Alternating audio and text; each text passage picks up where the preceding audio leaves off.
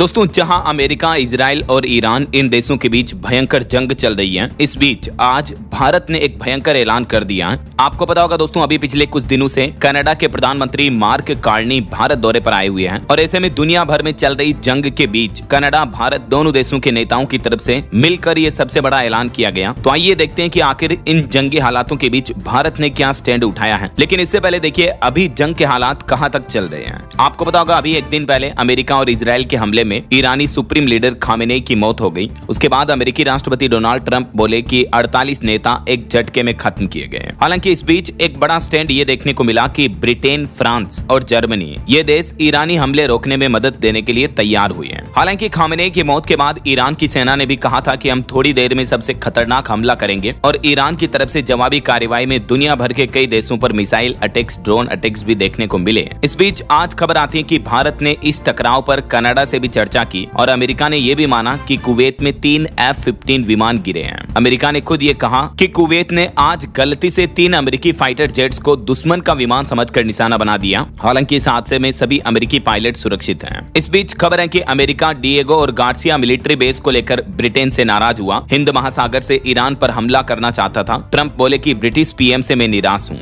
यानी अब अमेरिका और ब्रिटेन भी एक दूसरे से खींचातान में आ गए हैं। US versus UK. देखिए पश्चिम एशिया में तनाव के बीच ट्रंप और यूके के प्रधानमंत्री स्टारमर भी आमने सामने आए। कहा कि ब्रिटिश पीएम ने एयरबेस के इस्तेमाल से रोका। वहीं इस बीच खबर है इजराइल ईरान जंग में बहरीन में भारत ने वीजा सपोर्ट सर्विस भी बंद कर दी है। ओमान में एक तेल टैंकर पर भी हमला हुआ जिसमें एक भारतीय की मौत हो गई। भारत में पिछले 2 दिन में 760 फ्लाइट भी कैंसिल हुई। दुनिया भर में जंग के हालात अभी काफी गंभीर लेवल पर पहुंच चुके हैं। ये देखिए अमेरिका ईरान जंग की कुछ तस्वीरें। इजराइल में ईरानी हमलों से बचते दिखे लोग बाग और ईरान की राजधानी तेहरान में गांधी अस्पताल खंडहर में तब्दील हुआ। पूरा एक बड़ा हॉस्पिटल जो पूरा खंडहर बन गया। ये तस्वीरें आप देख सकते हैं इन हमलों की। तो वहीं इधर हमारे पड़ोसी देश पाकिस्तान और अफगानिस्तान के हमले भी रुकने का नाम नहीं ले रहे हैं। आज अफगानिस्तान ने पाकिस्तान के नूर खान एयरबेस पर भी हमला किया। तालिबान के मंत्री बोले कि हमने डुरुंड लाइन पार की। तो वहीं उधर पाकिस्तान ने दावा किया कि हमने 400 अफगान लड़ाकों को मार गिराया। और ईरानी सुप्रीम लीडर खामेनेई की मौत के बाद अब रिपोर्ट आ रही कि दावा किया जा रहा खामेनेई के बेटे बन सकते हैं ईरान के नए सुप्रीम लीडर, क्योंकि वो पिछले 2 साल से सत्ता संभालने की ट्रेनिंग भी ले रहे थे।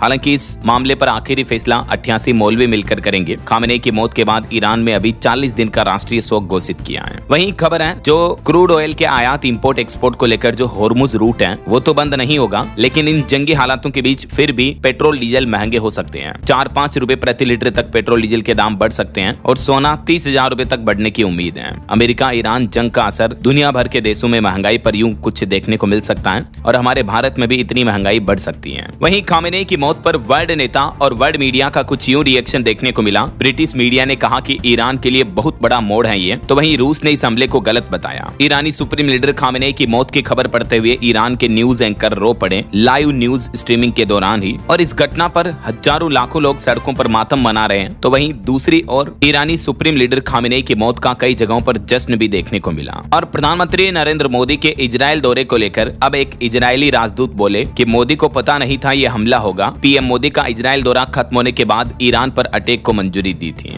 आपको पता होगा अभी कुछ दिन पहले ही पीएम मोदी 25-26 फरवरी को इजराइल दौरे पर थे और उसके ठीक 1-2 दिन बाद ही 28 फरवरी को इजराइल ने अमेरिका के साथ मिलकर ईरान पर एयर स्ट्राइक्स कर दी थी। ऐसे में सवाल ये उठ रहे हैं कि क्या इजराइल दौरे के दौरान पीएम मोदी को इस हमले की जानकारी दी गई थी? क्या हमले के बाद इजराइल ने भारत के विदेश मंत्रालय से इस बारे में बात की है? कहीं पीएम मोदी के दौरे को इजराइल ने कवर की तरह तो इस्तेमाल नहीं किया? तो इन सब सवालों का जवाब देते हुए जब भारत ने इजराइल के राजदूत रूवेन अजार से ये सवाल पूछे तो उन्होंने साफ साफ कहा है कि पीएम मोदी को इस बारे में कुछ भी पता नहीं था। ये अमेरिका और इजराइल का इंटरनल प्लानिंग थी जो अचानक एग्जीक्यूट किया गया ऐसा। अच्छा, अब देखिए दोस्तों इन जंगी हालातों के बीच जो Israel, America, Iran, Pakistan, Afghanistan, दुनिया भर में जो युद्ध की स्थितियां चल रही हैं, इस बीच आज भारत ने एक सबसे बड़ा ऐलान किया और वो ये कि भारत को यूरेनियम देगा अब कनाडा। पीएम मोदी और कनाडा के प्रधानमंत्री कार्नी की मुलाकात के बाद दोनों देशों के बीच ये समझौता करार हुआ है। भारत कनाडा दोनों देश अब डिफेंस और एनर्जी सेक्टर में सहयोग करेंगे। दोनों एक दूसरे का सहयोग करेंगे।